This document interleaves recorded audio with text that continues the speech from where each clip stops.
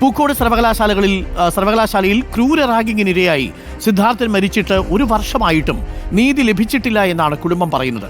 കൊലക്കുറ്റത്തിന് കൊടുക്കേണ്ട ശിക്ഷ പ്രതികൾക്ക് ലഭിച്ചാൽ മാത്രമേ നീതി കിട്ടൂവെന്നും നിയമപോരാട്ടം തുടരുമെന്നും സിദ്ധാർത്ഥന്റെ പിതാവ് ജയപ്രകാശ് റിപ്പോർട്ടറിനോട് പറഞ്ഞു.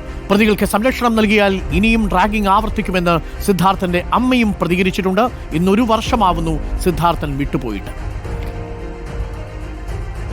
ആദ്യം മുതലേ ഈ സർക്കാർ എടുത്ത സമീപനം അത് തന്നെ നോക്കിക്കഴിഞ്ഞാൽ അറിയാം നീതി കിട്ടിയിട്ടില്ല എന്ന്. കോടതിയിൽ നിന്ന് നമുക്കൊരു മാതൃകാപരമായിട്ടുള്ള വിധി, കൊലയാളികൾക്ക് കൊടുക്കേണ്ട, കൊലക്കുറ്റത്തിന് കൊടുക്കേണ്ട ഒരു വിധി വരികയാണെങ്കിൽ ഉറപ്പായിട്ടും ഞാൻ പറയും അത് എനിക്ക് നീതി കിട്ടിയിട്ടുണ്ടെന്ന്. അതല്ല മറിച്ചാണെങ്കിൽ വീണ്ടും ഞാൻ നീതിക്ക് വേണ്ടി പോരാടും. 3 ദിവസം ക്രൂരമായി റാഗ് ചെയ്ത് കൊല നടത്തിയവരെ 1 വർഷം തികയുന്നതിന് മുൻപേ അകത്ത് കയറി പഠിക്കാൻ സൗകര്യം ഏർപ്പെടുത്തി കൊടുക്കുകയാണെങ്കിൽ, ഇതല്ല ഇതിനൊപ്പം കോട്ടയത്തെ കാര്യമല്ല, വേറെ എന്തായിരുന്നാലും ഏത് കോളേജിലായിരുന്നാലും നടക്കും. പ്രതികൾക്ക് സംരക്ഷണമുള്ള നടത്തുന്ന കാലം ഇത് നടന്നുകൊണ്ടിരിക്കും.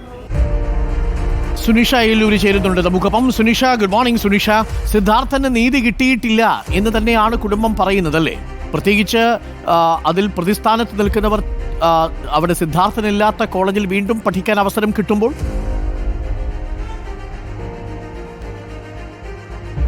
അതെ അരുൺ, അത് തന്നെയാണ്. അതായത് കഴിഞ്ഞ വർഷം ഒരുപക്ഷെ ഇതേ ദിവസമാണ് സിദ്ധാർത്ഥനെ മരിച്ച നിലയിൽ ക്യാമ്പസിനകത്ത് മരിച്ച നിലയിൽ കാണുന്നത് എന്നതാണ്.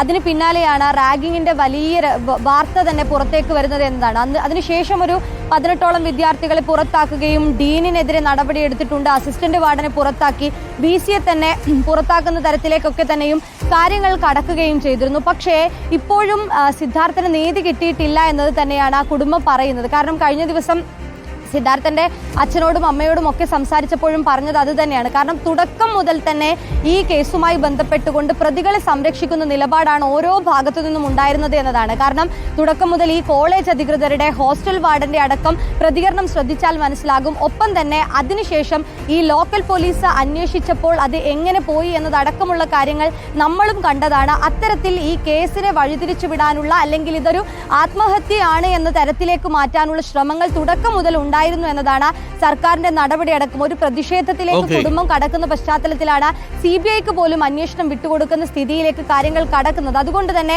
അത്തരത്തിൽ തുടക്കം മുതലുള്ള കാര്യം പരിശോധിച്ചാൽ തന്നെ സിദ്ധാർത്ഥന് നീതി കിട്ടിയില്ല എന്ന് മനസ്സിലാകുമെന്നതാണ് കുടുംബം പറയുന്നത്. ഒപ്പം തന്നെ ഇനി കോടതിയുടെ അന്തിമ വിധി പ്രതീക്ഷിച്ചിരിക്കുകയാണ്. ഈ വിധിയിലെങ്കിലും കൃത്യമായ ഒരു നീതി ലഭിക്കുമെന്നുള്ളത്, തക്കതായ ശിക്ഷ, കൊലക്കുറ്റത്തിനടക്കമുള്ള ശിക്ഷ ഇവർക്ക് ലഭിക്കുമെന്നുള്ള പ്രതീക്ഷയിലാണ് കുടുംബമുള്ളത്. ആത്മഹത്യയ്ക്കു ശേഷം 1 വർഷം പിന്നിടുമ്പോഴും കേരളത്തിൽ സ്ഥിതി മാറ്റമില്ലാതെ തുടരുന്നു പല കോളേജുകളിലും.